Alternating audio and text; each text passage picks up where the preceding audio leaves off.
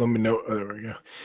Hey, all right, everyone. So we got Ken Wentworth here, aka Mr. Biz, and I wanted to talk to him this week about some cash flow tips, budgeting. It's gonna be a 4-part series, so we'll be talking about cash flow today, and the whole reason behind this is 82% of businesses fail due to cash flow challenges, and with the current time and the pandemic going on, I'm sure everybody could use a little bit of advice on cash flow, budgeting, pricing, and our last part that we're going to be doing on Friday is about hiring. So I'll take a quick second to introduce Ken here. Let Ken do a quick introduction, and we're going to keep this short, so it'll be under 10 minutes today.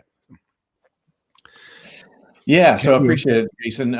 Look, again, as you mentioned, cash flow is such a critical thing that we're talking about today, and a lot of different things to cover there. We could cover like these different individual things we're going to talk about, these 4 things, for 10, 15 minutes each at least. But in the interest of time and make sure we're concise for everyone, I think let's dive in. Yeah, sounds good. So, Ken, what are some of the common misconceptions of cash flow? Oh, man, the biggest one by far, easily, is that most owners think that cash flow and profits or net income are synonymous. They think that it's the same thing, and it's not. It's not even remotely. Well, I shouldn't say not remotely true. They're tangentially related, but you could have to where your P&L is showing you're making a profit, but you could actually have cash flow challenges. And on the flip side, you could have, cash flow could be going really well for you, and you could be losing money. There's a variety of different ways, and I won't get into the weeds and all that. But the biggest thing I can do to clear things up, and this usually sort of puts that light bulb above everyone's head and is the aha moment, is think of cash flow just like you would think of your checking account. And cash flow is all about timing. It's not about profitability necessarily, although that's an element to it. It's more about when the money comes into your account and when it goes out. Very specifically, when it comes in and when it goes out. That's what cash flow is all about. It's all about timing of, like I said, that money in and out of your checking account is really what it boils down to. And that is by far the biggest misconception. That's really great. So how specifically, are there any specific tips of franchise systems in specific that they should know about? Or yeah, well, I mean, especially with that is, you can't just look at your P&L, obviously, because you could lead you astray. You know what your checking account looks like, and that's the most important thing for cash flow. But, one of the things that I like to talk about is getting to the top of what I call the pay pile, P-I-L-E, not P-A-L. Is think about it, a business, especially right now with the pandemic, a business that might be struggling, and they get to the end of the month and they've got a stack of invoices to pay. And they've got $3,500 in their checking account, and they have a stack of bills that are $5,000. That's their pay pile. How do you get to the top of that pay pile? And there's a couple of simple ways to do that. But one of the things really, especially for franchise systems, is depending how you invoice people. Now, obviously, if you're brick and mortar, you're probably taking a lot of your payments up front. But if you're offering, issuing invoices on net 30 basis, there's a few things you can do with that. Is make sure your invoices are very transparent.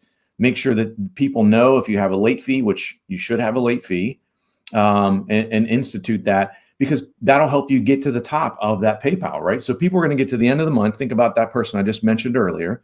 They get to the end and they say, gosh, I can only pay $3,500 worth of bills, so 1,500 of them aren't going to make it. What are the 3,500 I'm going to pay? Well, if you flip down through the ones that don't have a penalty, I'm going to push those off likely, right? Something that's not going to cost me any money to delay, I'm going to delay. Whereas, oh my gosh, if I pay this one late, it might cost me, I don't know, make it up $50, $100, whatever it is. Gosh, I want to save that money.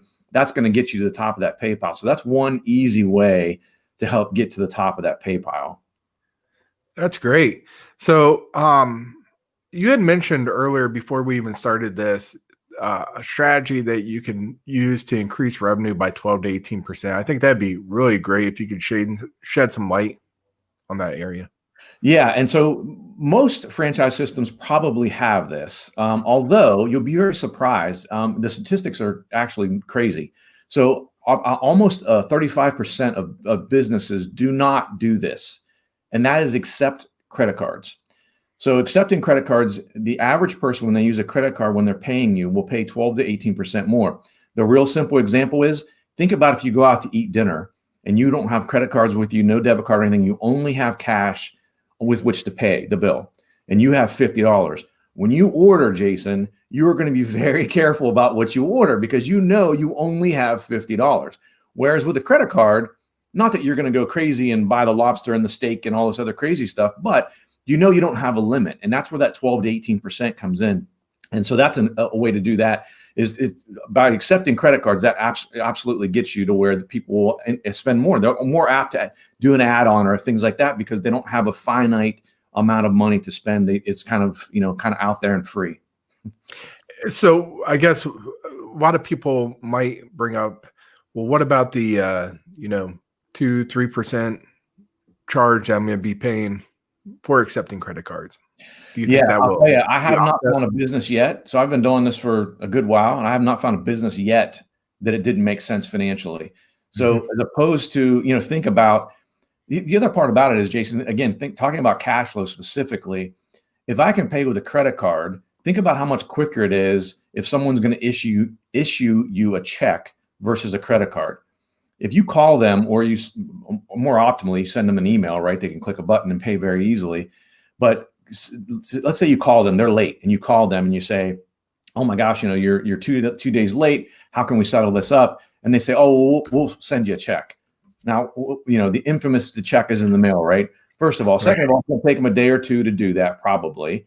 Then, depending on how far apart you are, it's a day or two to get it there, whatever. Those things add up on that cash flow, right? The timing in and out of your account. Whereas with a credit card, boom, you take the credit card number right over the phone or via email very quickly. You got the money instantly. And that 2 to 3%, if you add that up over time and over an entire year, compare it to the time savings and the cash flow benefits that you get from it. Again, I haven't found a business yet where it doesn't make sense to go ahead and pay that 2 to 3% in fees. Yeah, that's why I kind of figured. Thanks for elaborating on that, though. So, last, how would a business really measure their effectiveness? Yeah, well, I mean, obviously, the easy way to say is, are you having cash flow problems, right? Are you having trouble making payroll every couple of weeks or paying invoices? Are you the person that has the $3,500 at the end of the month and has $5,000 of bills to pay? That'll tell you pretty easily if it's effective or not. But a easy measurement to use is whatever your typical payment terms are. So let's say, for example, most people are like a net 30 type thing, right? Your payment, your DSO, days sales outstanding, which just means from the time you issue an invoice until someone pays it, how long does that last? That's what DSO stands for. And if that DSO, you want to keep it no more than 1.5 times your payment term. So in that example, if you're a net 30 type of a business, if your DSO is over 45 days, you got a problem. You need to keep that under. And obviously, the shorter and tighter you can keep that, the better it is. And gosh, with some of my clients, we make it almost like a game and a competition on how tight can we get that DSO? How can we continue to shrink it down to where that DSO is in the 10 and 12 day time frame as opposed to 30, 35, 40 days, which will have a tremendous impact on your cash flow. And if it helps your cash flow, it will help you sleep better at night. I promise you that. Really great advice, Ken. Thanks for sharing. So we don't run over time here. Let's wrap it up with that. But tomorrow we're going to be covering budgeting around the same time. So if you want to learn more about that, feel free to tune in. But where can people find you and learn more about you and ask any questions if they have additional information? Yeah, you can go to our website, MrBizSolutions.com, or on social media. We're on pretty much all the platforms. If you search for Mr. Biz, I'm sure you'll find me. YouTube channel, 100 plus videos out there on our YouTube channel as well. So yeah, check us out there. Great. And one last quick note, if you are a franchise system and you want to have complete visibility over all of your franchises and their invoices and if they're past due or not, check out Pulse Technology. It's fully integrated with all of your franchises, and it'll make it really easy to do. So that's it for today. Thanks, everyone. Take care. Thanks.